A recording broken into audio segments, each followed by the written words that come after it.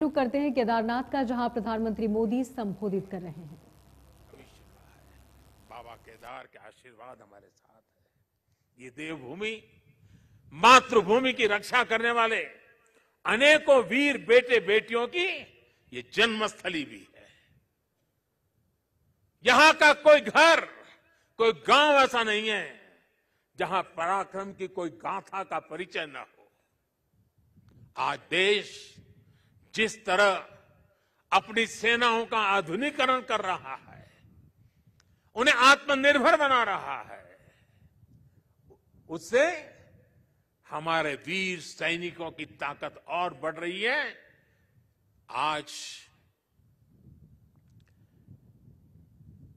उनकी जरूरत को, उनकी अपेक्षाओं को, उनके परिवार की आवश्यकताओं को बहुत प्राथमिकता देकर के काम किया जा रहा है। ये हमारे ही सरकार है जिसने वन रैंक वन पेंशन की 4 दशक पुरानी मांग को पिछली शताब्दी की मांग इस शताब्दी में मैंने पूरी की। मुझे संतोष है, मेरे देश की सेना के जवानों के लिए मुझे सेवा करने का मौका मिला।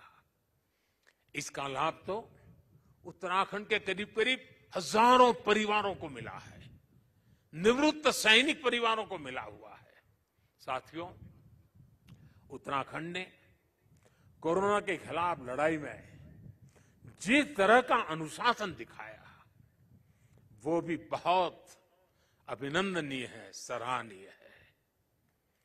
भौगोलिक कठिनाइयों को पार कर आज उत्तराखंड ने उत्तराखंड के लोगों को 100% सिंगल डोज का लक्ष्य हासिल कर लिया है। ये उत्तराखंड को ताकत का दर्शन करवाता है, उत्तराखंड के सामर्थ्य को दिखाता है। और जो लोग पहाड़ों से परिचित हैं ना, उनको पता है कि ये काम आसान नहीं होता है। घंटों घंटों तक पहाड़ की चोटियों पर जाकर के 2 या 5 परिवार को वैक्सीनेशन दे करके रात रात चल करके घर पहुंचना होता है। कष्ट कितना होता है मैं अंदाज लगा सकता हूं। उसके बाद भी उत्तराखंड ने काम किया है। क्यों? उत्तराखंड के एक एक नागरिक की जिंदगी बचानी है। और इसके लिए मुख्यमंत्री जी, आपको, आपकी टीम को मैं बधाई देता हूं। आज मुझे विश्वास है कि जितनी ऊंचाइयों पर उत्तराखंड बसा है, जितनी ऊंचाइयों पर उत्तराखंड बसा है, उससे भी ज्यादा ऊंचाइयों को मेरा उत्तराखंड हासिल करके रहेगा।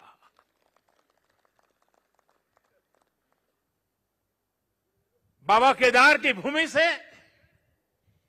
आप सबके आशीर्वाद से, देश के कोने कोने से संतों के, महंतों के, ऋषियों के, मुनियों के, आचार्यों के आशीर्वाद के साथ आज इस पवित्र धरती से अनेक संकल्पों के साथ हम आगे बढ़े। आजादी के अमृत महोत्सव में देश को नई ऊंचाई पर ले जाने का संकल्प हर कोई करे। दिवाली के बाद एक नया उमंग, नया प्रकाश, नई ऊर्जा हमें नया करने की ताकत दें।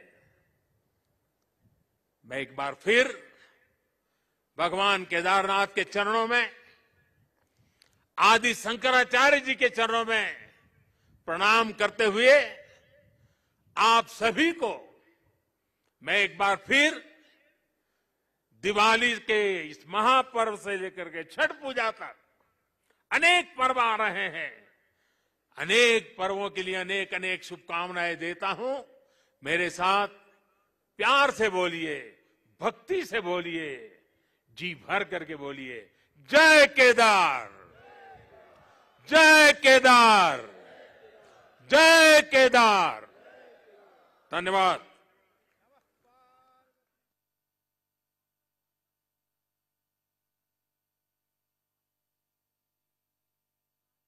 ने पूजा अर्चना की।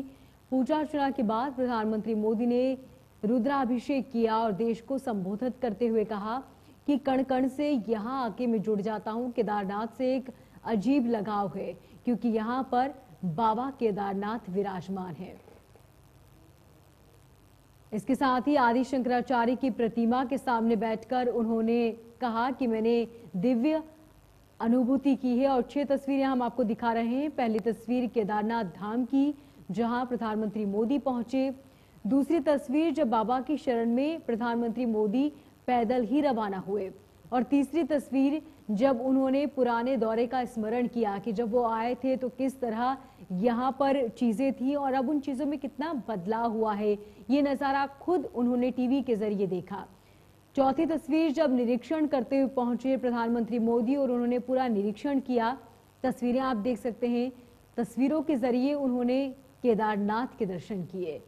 और 5वीं तस्वीर जब प्रधानमंत्री मोदी ने बाबा केदारनाथ का पूजा अर्चना किया, जलाभिषेक किया और 2 घंटे तक ये पूजा निरंतर जारी रही, जिसके बाद आदि शंकराचार्य की मूर्ति का अनावरण किया। प्रधानमंत्री मोदी ने कहा कि आदि शंकराचार्य की मूर्ति के सामने एक दिव्य अनुभूति होती है जिसे आज महसूस किया मैंने।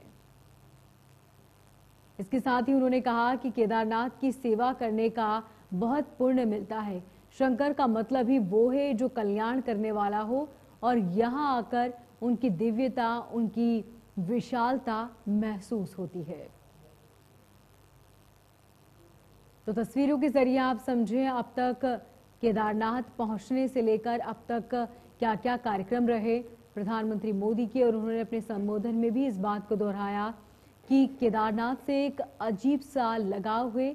यहाँ आकर बहुत अद्भुत महसूस होता है, मानो कि इतनी ऊंचाई पर ये जगह बसी है, भगवान का धाम है यहाँ पर।